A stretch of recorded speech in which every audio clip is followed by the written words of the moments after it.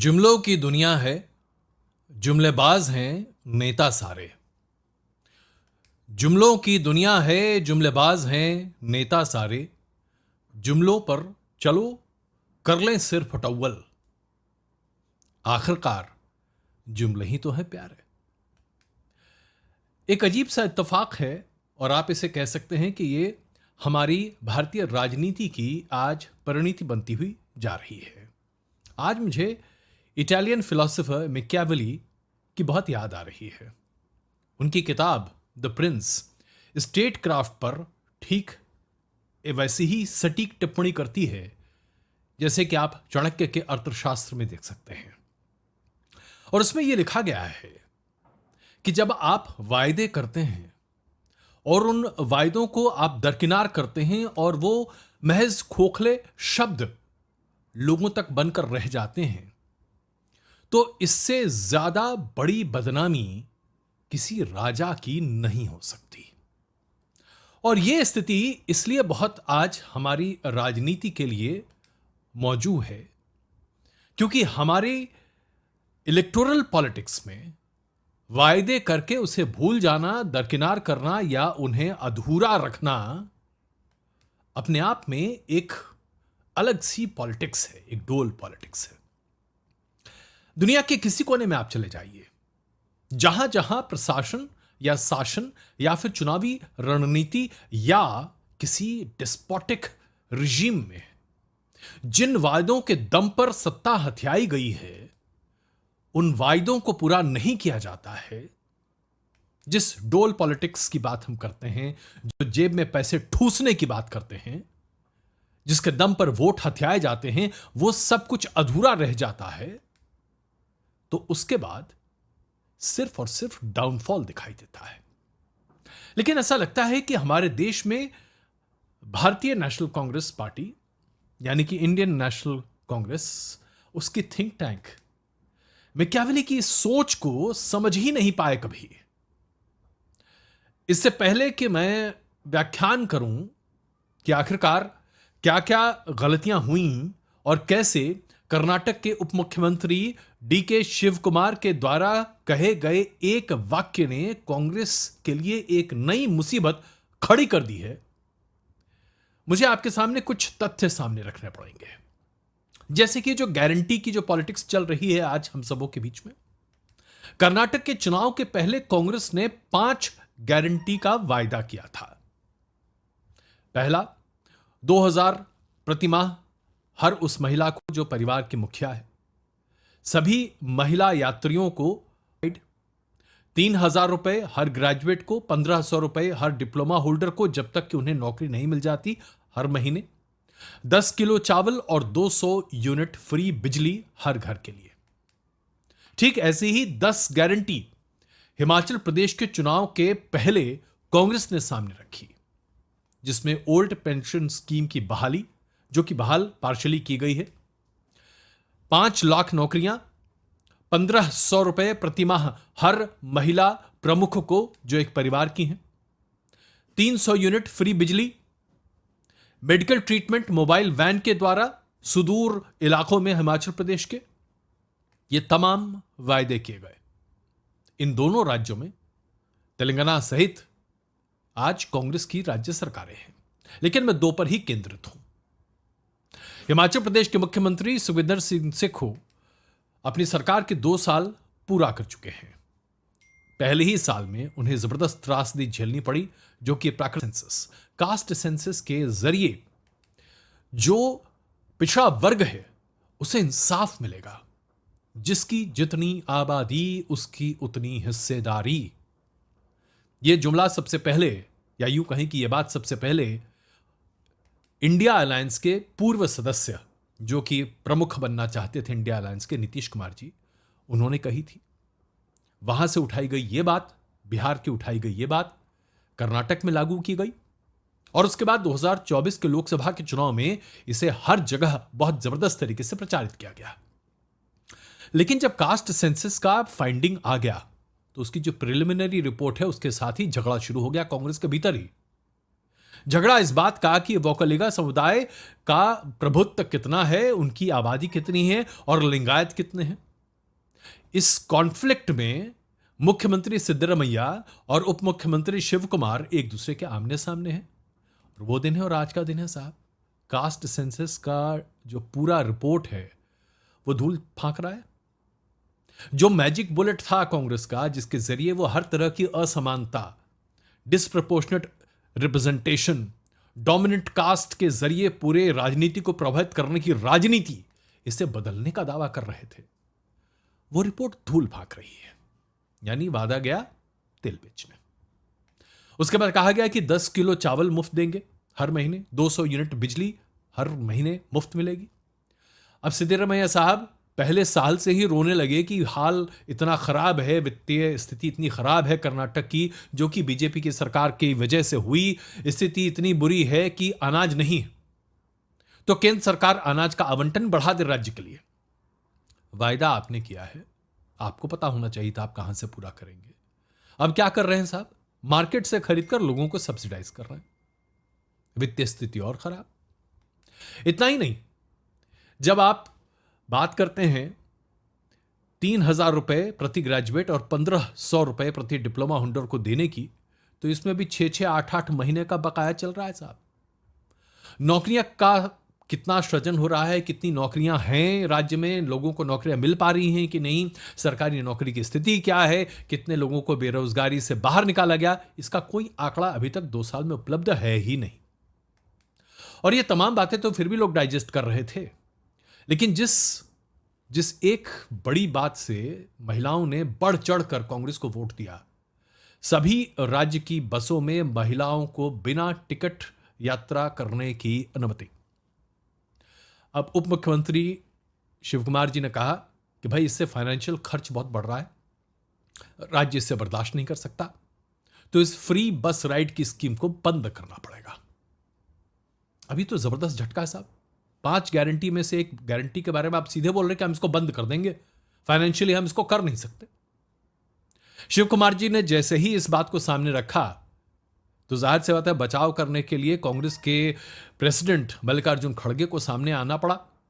उन्होंने शिव कुमार जी की बैंड बजाई, एक तरह से आप कह सकते हैं, क्योंकि उन्होंने साफ तौर पर कहा कि ये जो आपने कमेंट किया है ना कि हमें फ्री बस राइड के इस पूरी स्कीम को रिविजिट करके इसको सोचना पड़ेगा, इससे काफी ज्यादा स्थिति खराब हो रही है और आप हमारी विपक्षी दल को फायदा पहुंचा रहे हैं।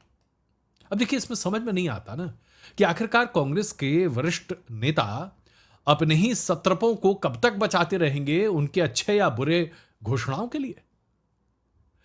खड़गे साहब ने क्या लिखा ट्वीट पर या क्या कहा पत्रकार सम्मेलन में, यह भी मैं आपको बताता हूं। उन्होंने कहा कि शिव कुमार जी, आपने कहा है कि हम उस गारंटी स्कीम को डंप कर देंगे। ऐसा कहने के साथ ही आप लोगों के दिमाग में खला डाल रहे हैं। यानी कि याद कीजिए, वो एक जुमला जो शब्द प्रचारित हुआ था गृह मंत्री अमित शाह के द्वारा, जिसमें उन्होंने कहा था 2014 में जब बीजेपी चाहती थी कि वो सत्ता हासिल करे, तो उसने कहा था कि देश के बाहर जितना काला धन छिपा हुआ है, उस काले धन को वो देश में लाएंगे, और अगर ऐसा संभव हो पाया तो हर व्यक्ति के अकाउंट में 15 लाख रुपए तक डाले जा सकते हैं। इसके बारे में जब 5 साल बाद लोगों ने सवाल पूछा, तो अमित शाह जी ने कहा भाई वो तो जुमला था, जिसके लिए उन्हें बहुत खींचा गया, बहुत खिंचाई हुई उनकी। तो ये जो जुमला है, ये कांग्रेस की गारंटी पर उसी तरह से चिपक गया साहब, और इतना भयानक चिपका है कि अब कांग्रेस के लिए मुश्किल होगा कि वो अपनी गारंटी को जुमले से अलग कर पाए। अब इसमें प्रधानमंत्री नरेंद्र मोदी ने मौके पर चौका मारते हुए ट्विटर पर कांग्रेस पार्टी के खिलाफ पूरा कैंपेन छेड़ दिया है साहब। उन्होंने ट्वीट में लिखा, campaign after campaign they promise things to people which shows they also know they will never deliver. यानी एक के बाद एक चुनावी अभियान में वायदे कांग्रेस करती है, ऐसे वायदे बढ़ चढ़ कर करती है जो उन्हें पता है कि उन्हें कभी डिलीवर करना ही नहीं है।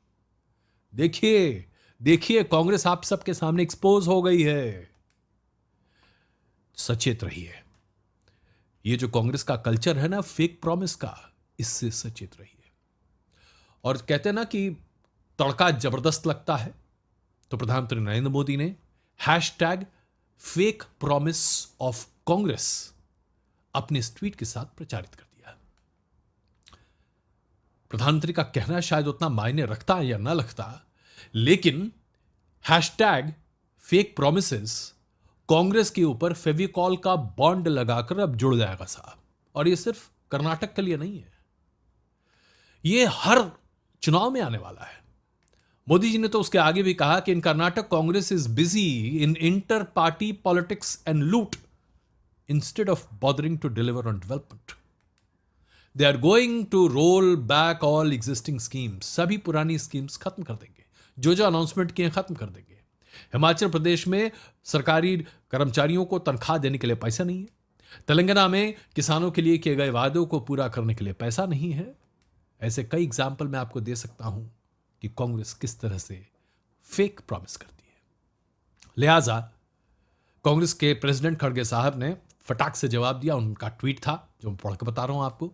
Lies, deceit, fakery, loot and publicity are the 5 adjectives which best describe your government, Mr. Modi.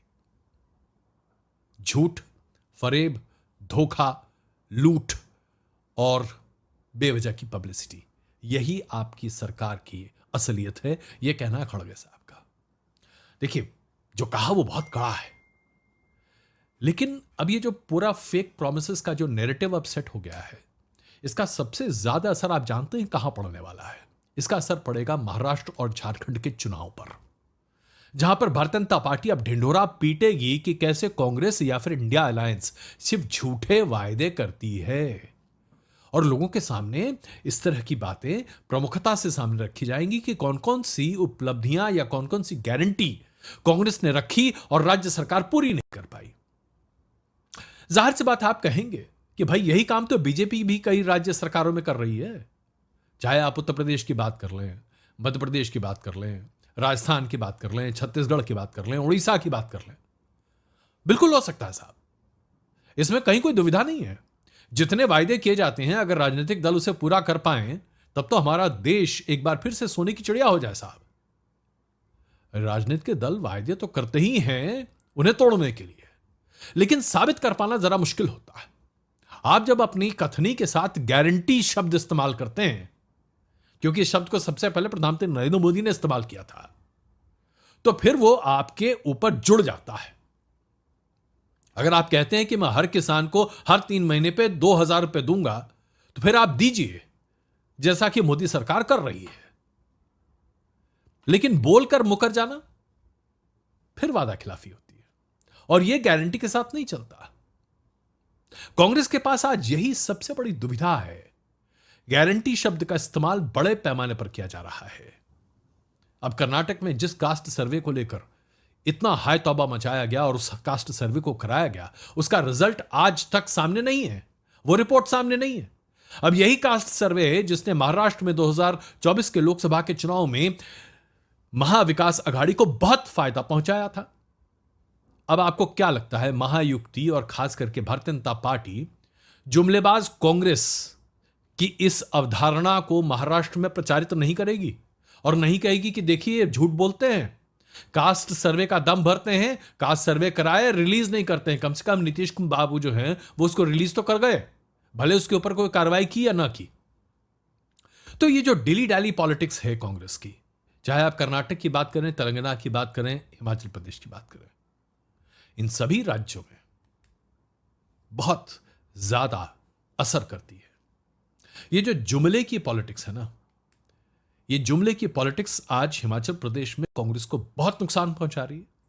Telangana में धीरे धीरे घुन की तरह लोगों के दिमाग में बैठ रही है। कर्नाटक में तो डीके शिव कुमार और उसके साथ साथ अगर हम बात करें सिद्धरमैया जी की, तो उन दोनों के बीच में जो लड़ाई है वो इस डोल पॉलिटिक्स को लेकर ही है। तो कुल मिलाकर कांग्रेस की स्थिति बद से बदतर होती चली जा रही है और हर मौके पर कोई ना कोई चाबुक कांग्रेस पार्टी के नेता बीजेपी के हाथ में थमा देते हैं और कहते हैं भाई साहब लीजिए हमको पीटिए अब। और यही काम अब बीजेपी महाराष्ट्र और झारखंड के चुनाव में करने जा रही है। फेक प्रॉमिस वाली पार्टी जुमलेबाज पार्टी। अगर आप ये सुनते सुनते पक न जाए इस पूरे चुनाव में तो फिर बताइएगा। और इसीलिए मेरा एक सवाल है राहुल गांधी जी से।